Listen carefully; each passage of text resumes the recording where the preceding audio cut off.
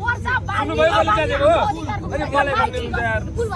यो माइती घर कसैको बाउको बिर्ता होइन है कसैको होइन यहाँ बोलाएको व्यक्ति पनि कसैको खोल्तीबाट तमाम नेपाली जनताको साझा सम्पत्ति हो सबैजना साझामा आए त्यसपछि म नि जुन ड्रेस लगाइरहेको छु नि यो ड्रेस भनेको हाम्रो पनि एउटा विचार भिजन सिद्धान्त बोकेर देश बदल्छौँ भनेर लगाएको ड्रेस हो अनि जुन पर्चा बोकेछौ नि त्यो पर्चाले 2022 र 23 जुन आन्दोलन भएको थियो नि त्यो आन्दोलनमा सुशीला कार्कीलाई प्रधानमन्त्री बनाउने अनि त्यसपछि आर्मीलाई यतिखेर प्रधानमन्त्री बनाइदेऊ सुदन गुरुङलाई त्यहाँ राखिदेऊ अनि त्यसपछि त्यो लगेर गृह मन्त्रीमा उसलाई ओम प्रसाद ओलीलाई राखिदेऊ के अरे भनेर आदि जुन छ नि यो पर्चाले गरे हो क्या भाइ यो पर्चाको शक्ति त्यति ठुलो छ क्या आज 10 वर्षसम्म अन्डरग्राउन्ड भएर हाम्रा गुरुहरू देश बचाउनका लागि अन्डरग्राउन्डमा हुनुहुन्छ तिमीहरू जस्तो पैसा खाएर विदेशीको डलर खाएर बाहिर भुकाइको बोलेको कोही पनि बोलेको छैन